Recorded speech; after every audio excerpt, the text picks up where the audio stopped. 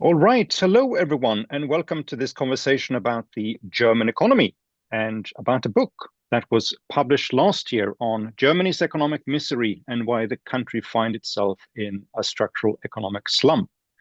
The book is titled Kaput, The End of the German Miracle. And it's one book that I can highly recommend to anyone with an interest not just in the German economy, but in many of the structural changes that nowadays shape economic performance of many mature industrial economies. And I'm delighted to be joined today by the author of this book, which is no one else than Wolfgang Münchau. Wolfgang has been a journalist and writer for several decades. Many of us will know him from his time as associated editor and columnist in the Financial Times, but he has for some time now led his own economic intelligence company called Eurointelligence, and he writes a column for the New Statesman in the UK. And in the past weeks, I have also watched him on the Unheard media platform. Wolfgang, welcome. Frederick, thank you for the invitation. I am very much looking forward to this conversation because I think it's not just a very topical theme, but it's also, I think what you have is a really great book, which I enjoyed immensely reading. And even if I pride myself, even if I'm not a German, I pride myself following German economy quite closely. I learned a lot from it, which is why I recommend it to a lot of people that I've talked to since the book came out.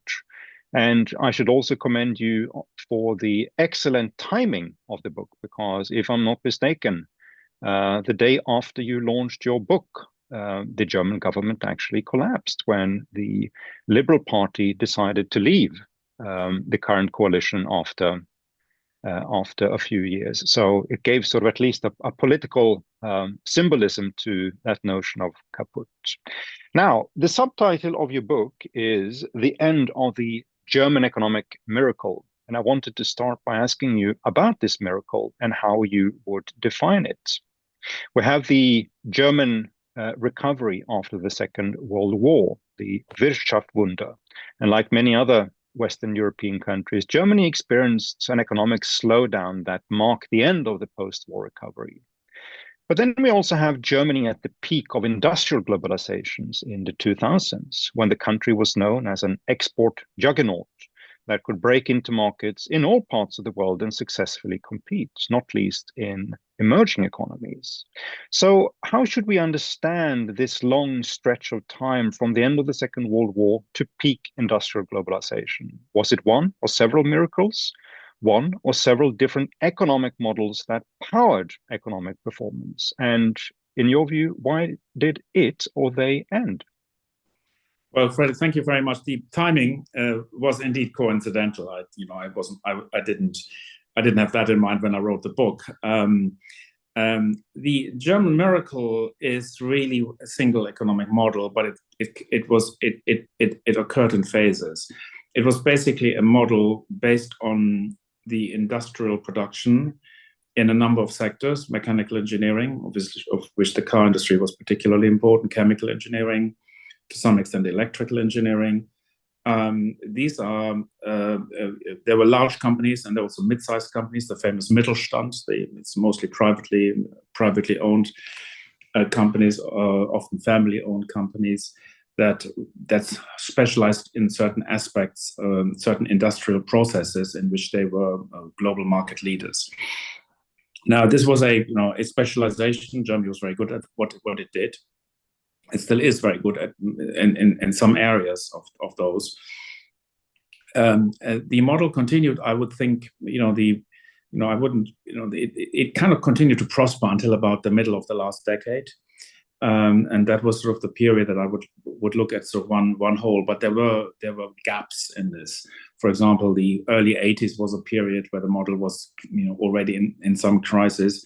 The early 2000s was a very big crisis when German competitiveness, the competitiveness of industry in particular, fell, and they chose economic reforms which were intended to maintain, to sort of prolong that model for another period, and it succeeded in this narrow term. It succeeded to to keep this sort of miracle up and running for another 10 years. So I think the period from 2005 to 2015 was clearly a period of export-led growth, of strength, of sort of economic strength. But I've actually my first book I ever wrote was already in the early 2000s, when I said Germany needed to change its economic model because there was so much happening in the world that that is actually the wrong approach to trying to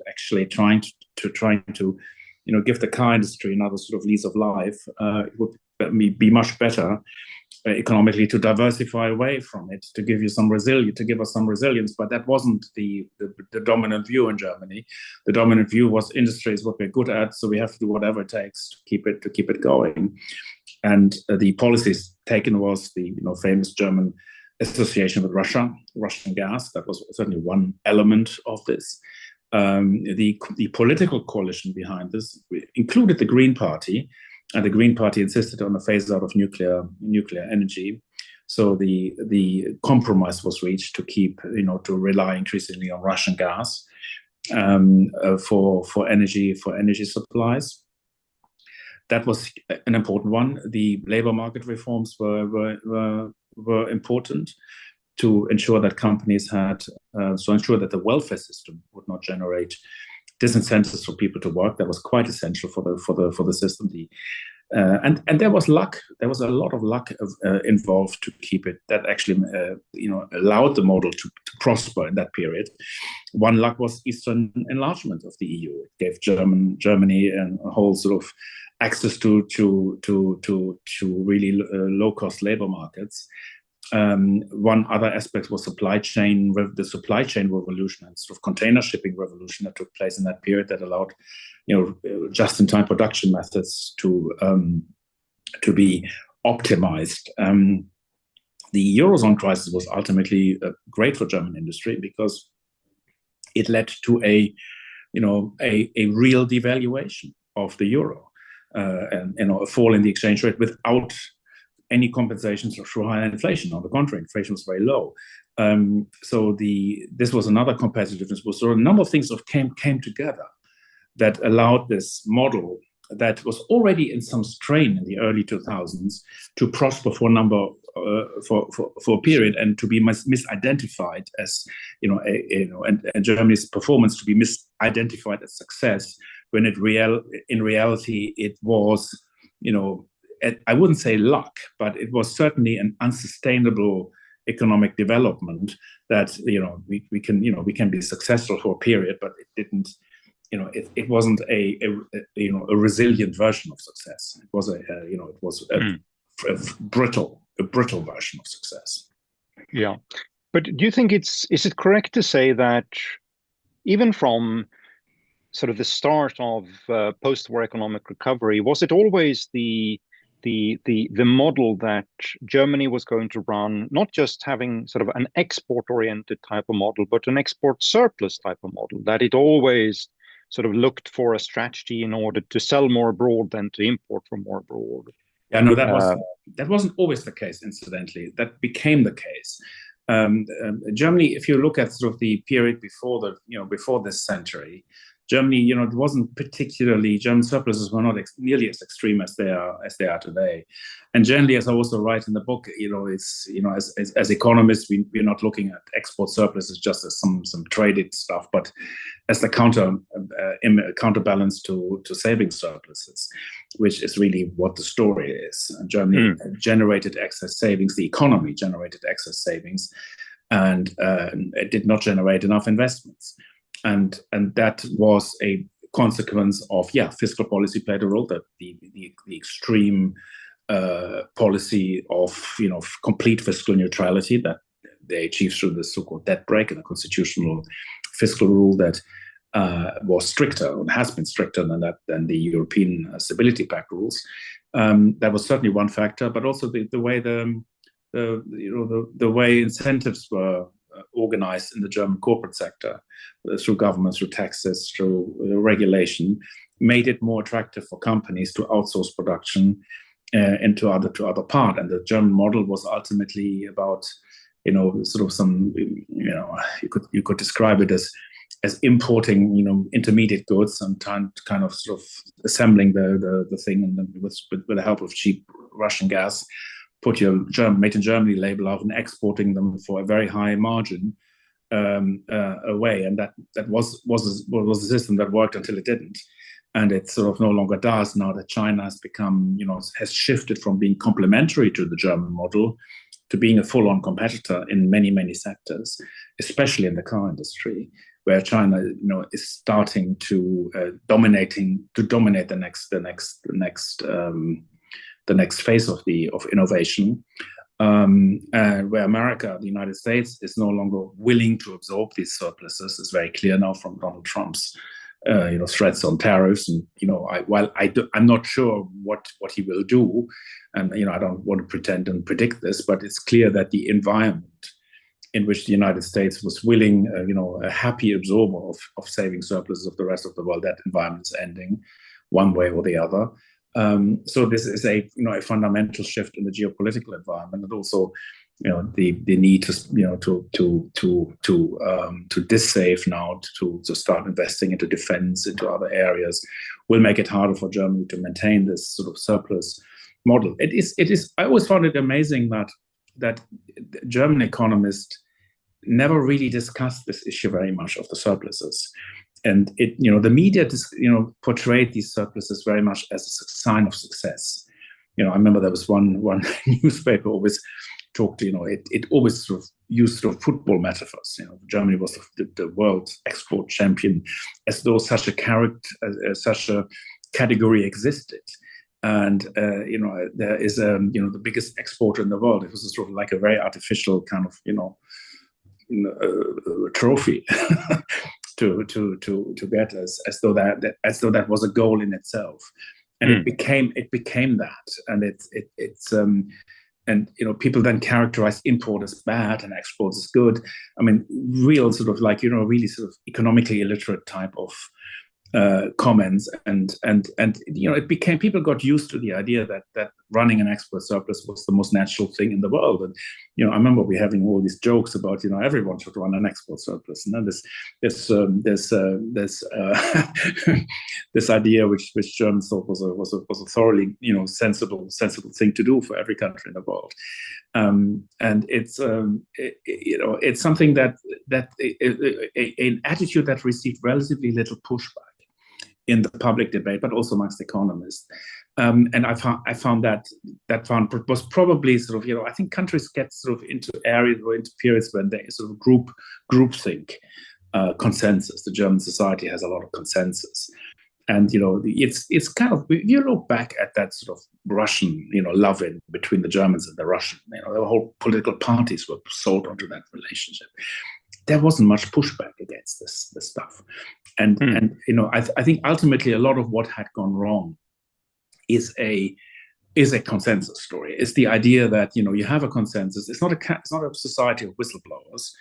It's a society in which companies, parties form grand coalitions. It's where the media and the government and industry, they all agree basically. Also look at the car industry. I mean, the German car industry kind of agreed that electric cars were not the future. That was obviously from the streets. They pushed the old model. But it's interesting, being a journalist myself, there weren't any car journalists, and there are kind of a lot of car journalists in Germany, as you can imagine. There weren't any journalists who pushed against this narrative. There wasn't a guy saying, look at what the Chinese are doing. But what they did, they amplified the view of the industry. They basically said, look at the stupid things the Chinese were doing. That is the stuff that you would be reading in the German media until very recently, who were basically, underestimating the impact the technological change would have on the German car industry. I mean, I've been writing about this subject for 10 years, and I've come to the conclusion that German car industry has no future. I mean, not in commercial terms. They will still make cars. I don't care about that, but the big money that they earn, and this whole sort of food chain of trickle down of suppliers and service companies, and all that will go. When a car service will become a software update. They're not yet. They haven't transited into this world, and it's very natural, because when something new happens, the media, with our own business, we didn't invent the social media. There wasn't a single newspaper proprietor who even thought about the social media or took them seriously. It's when something new comes, like the computer, like the internet, this gives rise to new companies, new business models. And I don't blame the car industry for failing to see this, because this is the new car is actually a new product. It's actually not a car anymore. It's just in the book, I think I called it an iPad with wheels, and I think that's better way to think about the electric car than to think about it as a car, because it's not about. I mean, it's a good example. I saw on X, I saw sort of an example where they have a lot of, sort of TikTok style, so short videos, and there was sort of a scene in the United States, pretty horrendous scene of a road accident involving 50 or 60 cars, and who all bumped into each other in heavy fog. If this had been the world, a German car would solve the problem through highly engineered braking systems. That would be something that Germans were really very good at. But in the future, you would have the cars talking to each other. It would be a software, an AI-based communication system, where you could probably do with sort of second, third-rate braking systems, because you have the data, and if you have the data, you know it before you see it. And therefore, the need for high engineering is significantly reduced. And you see how data. I'm a hobby photographer, and I love German technology. Actually, I'm actually a big fan of German technology. I'm a big fan of the Leica camera, which is an absolute marvel of engineering, and certainly of optical engineering. The glass is just fantastic. Now, who would have thought that an iPhone could, or some other mobile device? I don't, they're all pretty good actually. Who could actually be a competitor? I mean, it's a lot of data in terms of the optical quality. They're nowhere in the league of a Leica lens. But in terms of the software, what it can do, it gets pretty close in terms of the quality. Now, an expert can always see the difference, and a real expert can imagine that they see the difference. And obviously, there are a lot of people who want to see the difference. And that is, we are in this sort of world where, but for most people, it's fine. The modern technology really does the job, and that happens to cars, and that happens to many areas. And the Germans did not invest in this modern world of data, of AI. They misjudged it, just as the car industry misjudged the electric car. I think German society, governments, but not just governments, but successive governments, but also the media, the people who talk about the economy, like business associations, economists, economic institute. They underestimated the importance of AI would have on energy consumption, AI would have on our daily lives, AI would have on industry, on industrial competitiveness. This will become a very big factor in the future of engineering and in the future of manufacturing. And we're not seeing Germany being in the vanguard, not as a producer. I don't care actually very little about being, having AI companies, but it is about the use of AI where the real economic value added comes from. That's not happening. Yeah. Just to back up a little bit and then come back to what you were talking about just now, because as I get it from your book and what you're saying right now, which is that, so the model that Germany had was for a while remarkably successful. Then it had to sort of deal with a couple of issues that became problematic from time to time. We had the famous Hartz reforms that Gerhard Schröder did in order to at least notionally try to sort of increase labor market competitiveness there. We had, as you said, the expansion of the EU into Central and Eastern European economies, and of course the growth of the global economy more generally, which also helped Germany in order to professionalize its own businesses, not just reaching markets, but also using foreign markets in order to produce more efficiently.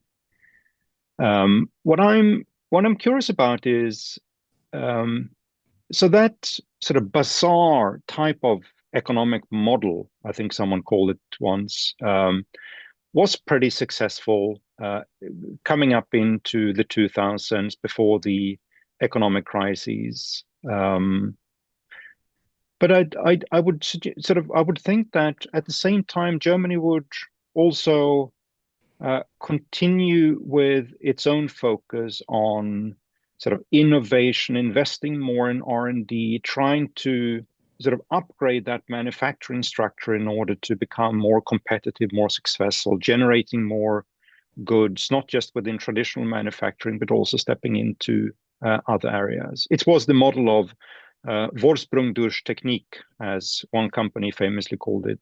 But that never really seemed to have happened. And I wonder what was it that happened? What was the factors that held back sort of not just not just these German companies, but the German economy much more in sort of going into that direction, being much closer, much more responsive to streams of technological change, streams of services change that happens in the economy? Yeah, I think probably some participants in the webinar might have different views on this matter, but I think it had to do with the fact that, or with the political protectionism of large industry.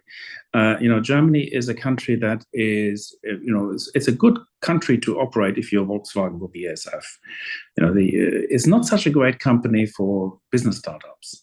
And innovation, especially in changing environments, require quite a lot of dynamism in terms of the corporate scene. And if Volkswagen doesn't do the innovation, who else does it? And it's if you look at the network, there's universities, there are institutes.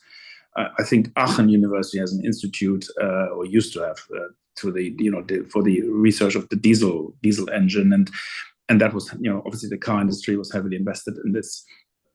And there is a whole network of institutes, of research institutes, practical and theoretical, that service this model. There is a very so this is not a model that works on the basis of there isn't if you were in the car industry, and I had, after I published the book, quite a number of readers who wrote to me, someone from inside the car industry. There's one guy who said he actually put in e-car engineering plans on the table at one of the large companies, and he got completely dismissed by this by the company that thought it was totally irrelevant. There was a culture that was against this. So it isn't that Germans can't do this. They certainly can. They're excellent engineers. If you look at some of the names, the big names in AI, there's the publication list. There are lots of Chinese in there, but there are lots of Germans and French people in particular. They all work in the United States, or most of them work in the United States. Certainly, the one that wrote to me. So I think that what happened here is the closed shop mentality that has built up in German companies. An example I quote in my book about the reliance on China, that became also another important aspect, that Germany felt it had a special relationship with China, and disregarding security aspects. And there was a senior member, I think a board member at BSW, who left the company for reasons that no one explained. We thought she was fired because she raised questions about the company's China strategy. It is not a country that is very sort of open to minority views in the corporate sector, and we didn't hear many discussions in the media saying, or even in amongst companies. I mean, you would have thought if you have three large car conglomerates that are really dominating the scene, you would have thought that one of them might have said, okay, we might have to do something different. But that didn't happen. Now, there are different strategies. BMW is more into hydrogen, and than the other cars. But it really isn't. I felt that this is where you get off track by following a consensus where views were systematically So there wasn't the same kind of discussion, open discussion about what is technology. And there was Merkel's famous comment in 2013, oh, the internet is new territory for us. That was 2013. I think we were at the iPhone 7 or iPhone 8 already. We had the chairman of VW at around the same time saying there's no space for electric cars in my garage. And he had a big garage. I mean, if you're the head of Volkswagen, you have there's Maserati in this garage, there's Bentley in the garage, and also obviously there's Volkswagen, Audi, and all the Porsches and all this stuff. So he would have had a big garage and no space for an electric car. And obviously that guy, I'm not sure whether he was the chairman, the chief executive, the chairman at the time, but this sets the tone. And that's I think what happened. If you're not going to be successful in a company like that, challenging attitudes like that. So, and where do you challenge them? You couldn't do this in Germany. There wasn't any space for you. And sort of that's not what my criticism is. My criticism is not that Germany, has it's industry folks, that people do what they're good at. But it became protectionist. It became closed shop. It didn't open up.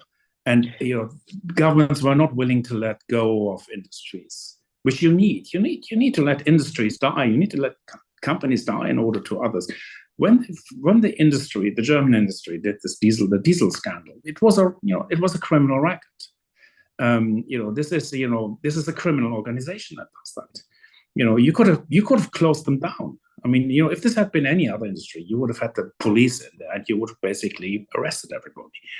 But the German government looked the other way. They actually said so. They said this is something they're not going to pursue because the car industry is so important. So there was that was at the latest when you could. This was a sort of a sign of they were so profitable. They could have done the investments, even if they couldn't have done it themselves. They could have invested in this technology. It's like how the UK, when they stopped becoming the world's manufacturer, they started to become the world's investor. At least it's the second best thing. Just get a minority share in all these great companies, and just sit back and watch your income rise.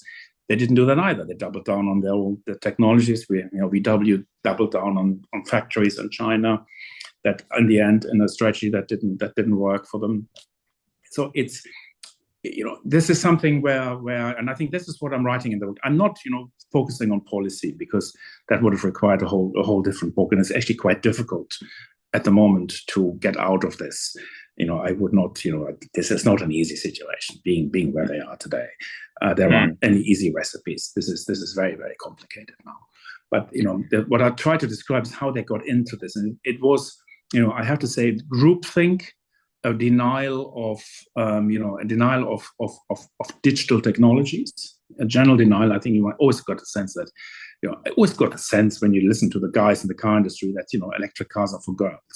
There was this sort of arrogance that was behind that, and digital technology is games. This is irrelevant. Gaming industry is bigger than Hollywood, and Hollywood is bigger than many many industries. Kind of underestimating what it would do, and I see this today, and I see this as a cultural thing. There was I write in the book about a German author, psychologist who is very skeptical of the digital world, and who thinks that children should not be social, should not have, be. And that's probably true that kids, we should probably not allow, mobile phones in schools, and I'm all in favor of that. And I think we should probably also not, give kids a bit of time to be children before they sort of become digital people. But, the complete, the idea was that we shouldn't even teach children about the digital world. That was sort of his it was a big bestseller.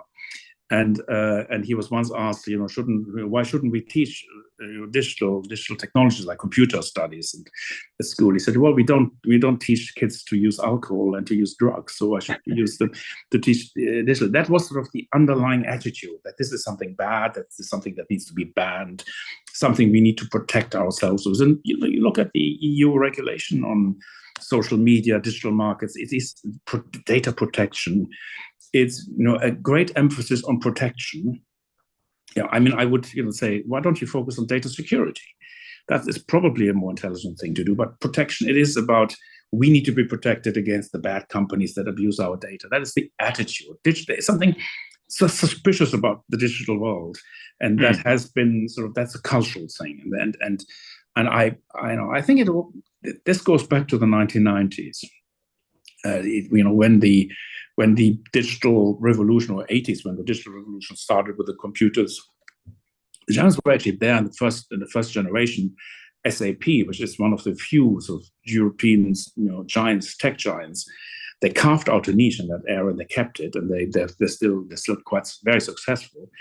But that was the last company. There hasn't been anything. There hasn't been much else. I mean, Sweden has Spotify. I think that's a great success. The Dutch have ASML. That's a super great success, and but that was an offshoot from Siemens, from Philips. Philips, yeah. And we have a few. Obviously, we have talent, but we ultimately that the digital world wasn't a European world, and we kind of took a number of wrong turns, and Germany was probably more instrumental in this attitude. The French were kind of more open-minded about the digitalization. That they actually they have digital administration. The French state is in that sense significantly ahead of the German states. We're still using fax machines in parts of Germany. The doctor's office still use it, and people tell us that people still seriously tell me that, oh, you have to have it because otherwise signatures don't count. I mean, people still think this, that they sort of justify this to themselves, that there is sort of a reason for this, or maybe a legalistic reason for this. And I think they're coming sort of very slowly to a realization that these things that this isn't working any longer, and they need to change. But at the moment, I'm just following the election debate. I don't see this. It's certainly not at the center of this election campaign. I talk about migration, and as though this is the most important thing. But that's sort of where even those like the CDU, like Friedrich Merz, who actually has talked at some times about these issues. I mean, I heard him talk about the dysfunctionality of the German business world. He's actually acknowledging that, but he doesn't. It's all about about immigration and stuff that.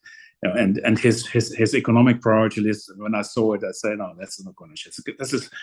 They're preparing for another great coalition for a very similar type of consensus governments, and I think it will take a while until this is seriously debated. One thing that comes up very strongly in your book, of course, is that intimacy between various types of political circles and with the business world. And of course, those of us who have followed the sort of bigger and sometimes more academic debate will know, of course, about Rhinish capitalism. But I think traditionally we would think about that more sort of in terms of different regional governments and perhaps sometimes the federal government having a direct stake in a company. But what I think comes out more in your book is that these intimacies that also have the effect of largely just depressing that openness for change, that openness for people who swim against the stream and want to challenge the consensus within a company or perhaps within a sector. So how did that sort of strong network of political and business alliances form? Was it always the case from sort of 50s, 60s going forward, or is it more of a recent development that you get these intimacies that become almost as if they are choking change itself? Yeah, no, that was not the start. No, that developed over the years. Germany, Germany was in terms of its economic development very lucky to have had this break after the Second World War, because it gave Germany the ability to start afresh. I mean, Münchau, Olson's, political economy theories very much applied to Germany and Japan. The idea of a fresh start with no institutions that are holding you back. Germany started the 50s with a very free market and very few institutions. We created institutions like the Landesbanken, which were very much involved in corporate financing, and this was a way for German governments. I think the financial sector is quite central to to the way the sort of the Rhenish capitalist, the Rhenish corporatism worked, because it was, governments had and politicians were in the boards of the Landesbank, and the Landesbank would give preferential loans to certain industries. It would actually manage. Certain. I wrote about the ThyssenKrupp merger. That was a deeply political thing in the Ruhr. I'm from the Ruhr area, so I know a little bit about the corporatist culture that took place. And this was basically just a bunch of guys in smoke-filled rooms deciding how the industry should be structured. And that was the role of the Landesbank was crucial in this, in a lot of the German organizations. And you see, politicians are holding the whole sort of supervisory board structure. This is tailor-made for politicians. We heard, ThyssenKrupp is now a steel company, but the chairman, he decided to downscale the steel on the grounds that the German economy is pretty much deindustrializing. This demand for steel is falling structurally, and he wanted to cut capacity by close to 50%.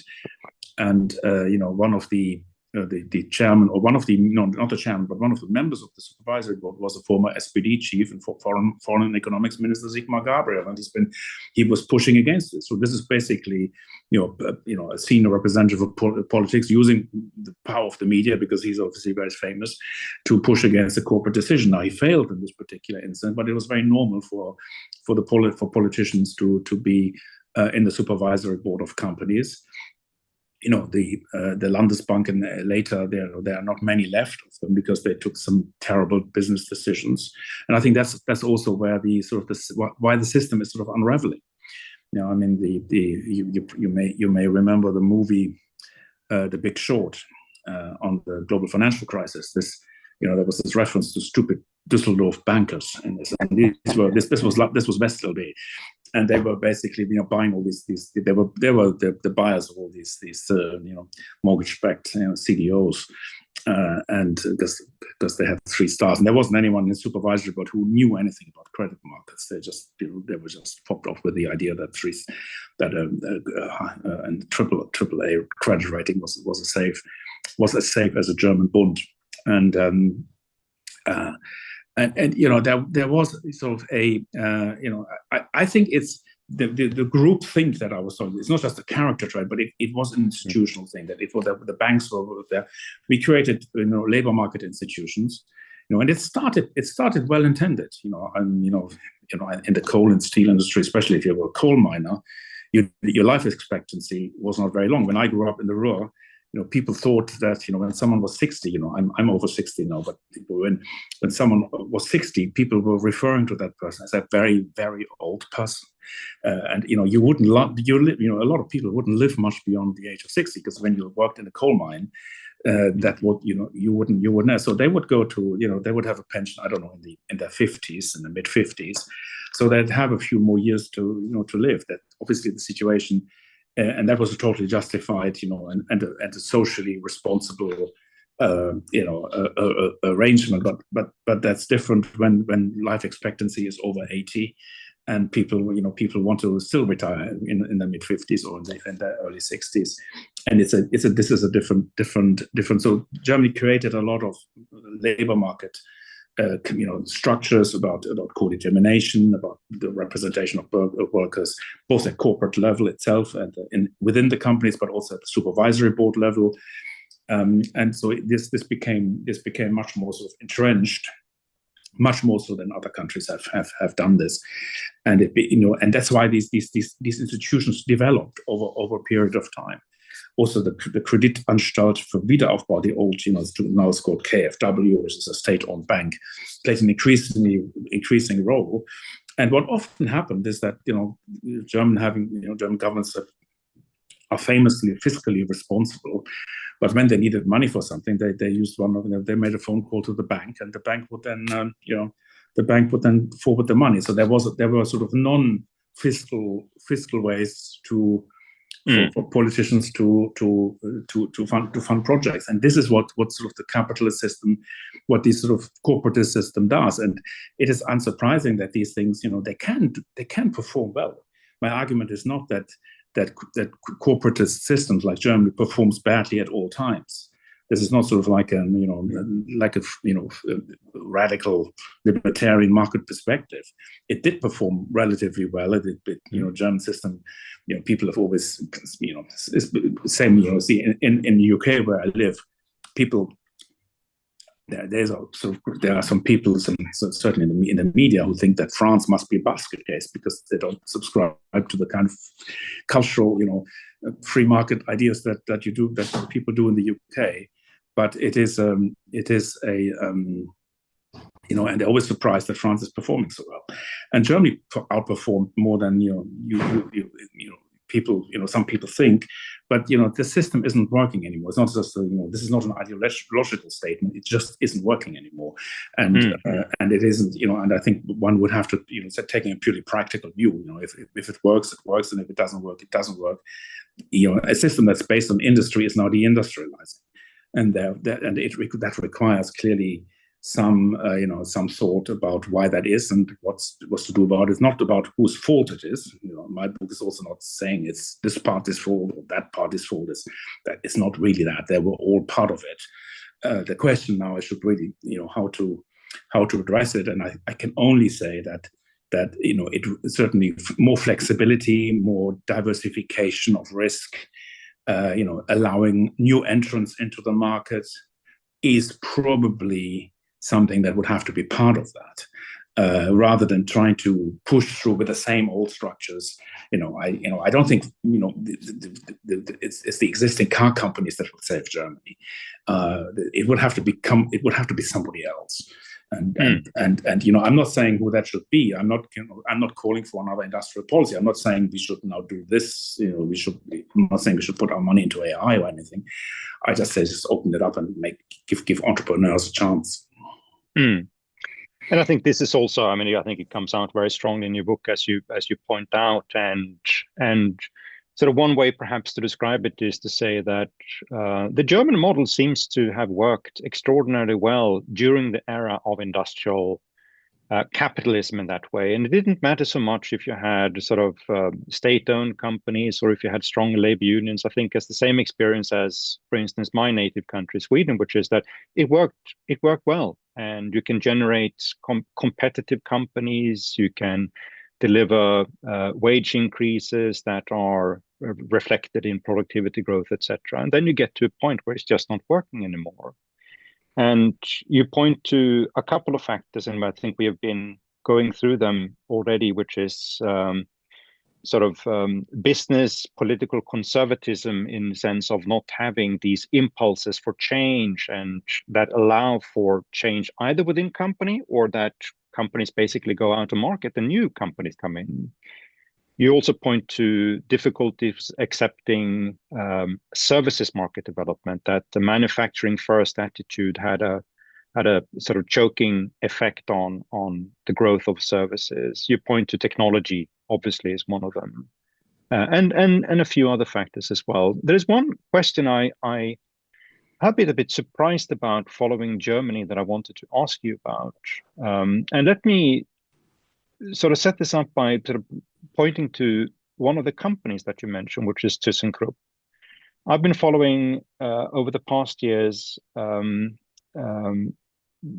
sort of defense industries and what's going to happen in Europe on defense industry change and consolidation. And ThyssenKrupp has a subsidiary called ThyssenKrupp Marine System that has been on the market. And there was a proposal combining a German state actor plus an American private equity company that wanted to purchase it. And my reading of it was that a lot of people was generally happy with that solution, but it never really came to a point because the government didn't want to give an approval to go ahead with it for one reason or the other.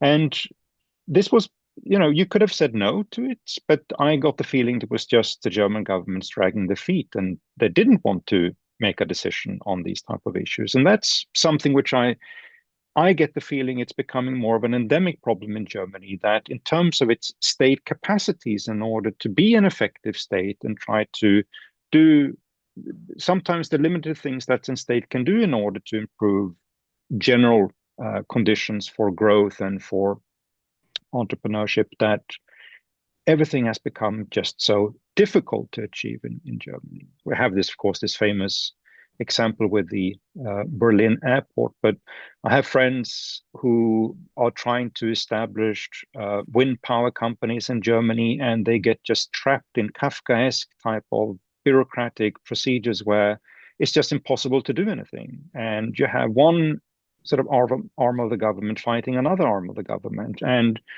that seems to contradict at least the popular imagery of Germany as being efficient, having an ordered system for how to run governments and how to run state systems. Yeah, no, so I think how do we end up there?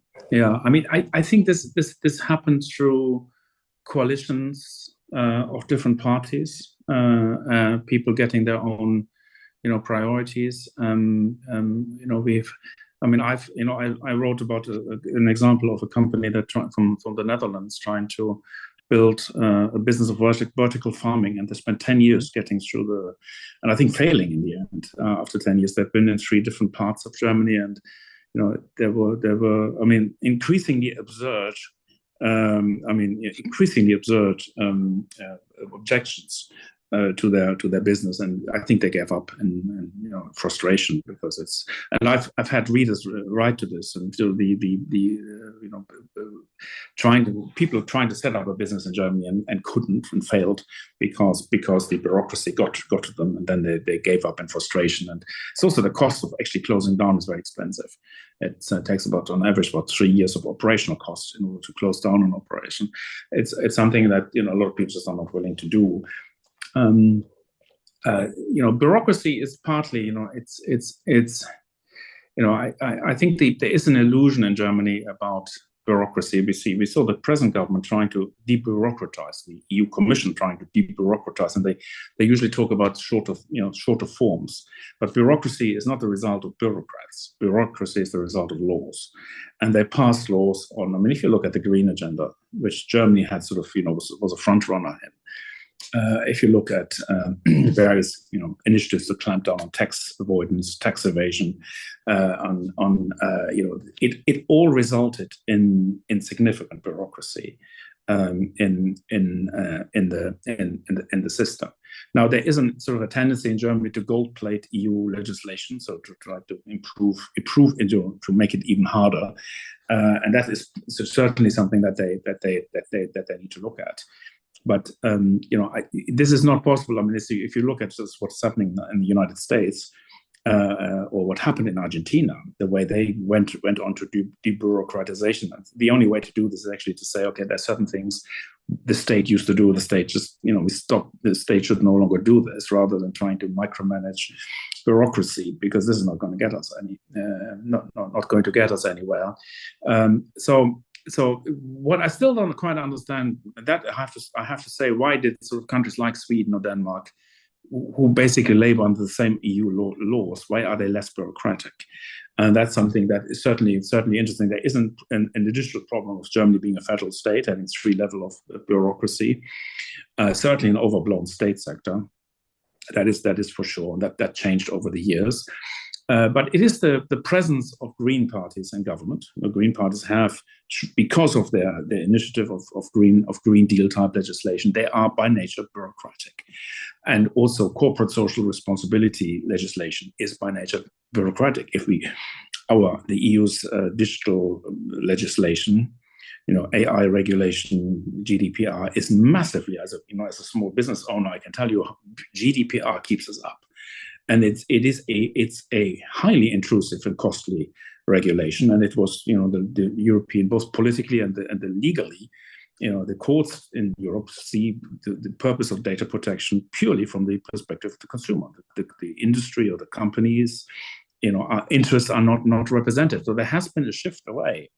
The EU was famously a corporate construction, but nowadays it really becomes much more of a consumer construction, and it's become a pretty hostile environment in some sectors, compared certainly to the UK. Now the UK is sort of the UK has actually not done much.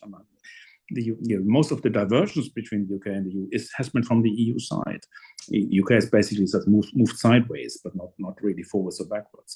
Whereas the EU has had an enormous amount of legislation in the first von der Leyen Commission, and it may change now, but it's going to be difficult to undo this. This is the only thing. You can't just get rid of the green agenda. They're not going to do that. Everything will stay. They will just try to manage it a little better. There will be, so I expect very small changes, and and that's this is going to be the difficult thing. It requires a political will that just isn't there. Now, that may change at some point, but it definitely would require majorities. And this is the system when you have permanent grand coalitions, where if you look at the polls at the moment, you're not going to get a majority of the left or the right. The only majorities have to be everyone gets a little bit. And that doesn't mean, when that is a situation. I mean, Merkel was famously successful as a chancellor, but she didn't. She was not in the business of solving problems. She was in the business of keeping managing deferring problems. Keeping everyone happy, and it's that's a very different mindset. A final question, building on my previous question, because I'm curious about sort of the abilities of states to actually move and adjust to new political or economic realities and do what they can in order to do it. So we've seen one example in recent years, which of course included fundamental change in Germany, and that was after Russia's invasion of Ukraine and consequences on energy and energy supply. And that seems to have gone surprisingly well in terms of moving quickly. Import volumes from piped gas coming from Russia to supply of liquefied natural gas coming from somewhere else. I wonder now, and you alluded to it already in the beginning, Wolfgang, now we have the second Trump administration in America, and he, of course, we know that he is particularly peevish about Germany's export surplus to the United States, that perhaps he has a stronger apathy against German export surplus than Chinese export surplus, and that he's most likely going to do things in one way or the other in order to change the ability of Germany to move even more of its export from other parts of the world to Germany. So will Germany again be confronted with an external change, creating a new economic reality which just forces it to change? Yeah, I think that's right. I think that is what I see. I mean, I think that if you look at the sort of the timeline of Germany's industrial decline, the first phase was Brexit. Actually, the UK was at the time not Germany's largest trading partner, but the largest source of Germany's export surpluses. Then came the pandemic that revealed supply chain problems. Then came Russia's war and the energy crisis, and then came the red-green coalitions. Partially mismanagement of the economy. But the big next thing is Trump, and terrorists would come, and it's certainly not an environment in which the model can. They're running very large trade surpluses against the United States, and that is not sustainable. It's not sustainable for political reasons, because if it's not tolerated, then that's what will happen, and there will be tariffs or other things he will do it will end one way or the other. So the question should be, for Germany to discuss is what is life after exports, after current account surpluses. What is the model in which we don't live from, you can still have industry. You don't, it's not a life where you just, where you don't no longer produce or when you no longer invent things. It's a different model where you no longer rely on export surpluses for value creation, because that is a world in which others are trying to do the same. We're competing with China here. And they do this on a much larger scale with much more force. We're not really able to outdo them. So it requires a, I always say, I always say this, the solution to all these problems are European. I don't think there is, I think, for example, the one point I keep banging my head against the wall is the capital markets union. That would obviously, if without a reform of the German banking system, I cannot see the funding for any sort of new era of entrepreneurialism to happen. So this would have to come from the capital markets, and venture capital, private equity, and other that can only really effectively happen at the European level. Germany has been not a force in favor of it. Germany's not the only country that has been putting the brakes on, but that is something where I think where one would need to start repairing this. But I think Trump would be, I think that the best response to Trump, by the way, is not to start a trade war, because we're not going to win the trade war against Trump. We're the surplus country. Just remember that. If there's a tit for tat trade war, we will eventually run out of things to tax. He won't. And we were the first ones to we're struggling. I mean, last time it was Harley Davidson motorbike. There may be Tennessee whiskey. There isn't all that much we buy from the United States. Not like we have a lot of U.S. cars coming in. So it's again. But I think the solution to this is to solve the problem, and solve the problem is a dependency problem on the United States, and we should probably cultivate a more varied list of trading partners and supply partners, and become, and I think this is far more effectively done at EU level than at national. I don't think there can be a national solution. Germans are small for that, larger than other countries, but still too small to do this nationally. So to do this smartly at the European level would be the way to do this. But unfortunately, we are not united in Europe, so we have different views across the EU. Certainly, France and Germany are going in different directions. So that, I think, is a big problem. And that is why I think the solution to this problem is going to be extraordinarily difficult. There are, I don't have I don't have a sort of an easy, I could say what should be done, but to tell you how to do this and in practice will be, if you were in charge of it, would be very, very difficult to do. Very good. Thank you so much, Wolfgang. It's been a great pleasure talking to you, and it was a great pleasure reading your book. And I'm going to remind the audience again that it's called Kaput, The End of the German Miracle. And we have also put out in the chat function links where you can buy it. Thank you so much, Wolfgang. Thanks for taking the time, and keep on doing all your great work. It's fascinating to follow you. And I should also mention that your company, Eurointelligence, also, of course, has a podcast that you can access on platforms where you usually get your podcasts. And I recommend everyone to follow that one as well. Thank you very much. Thank you.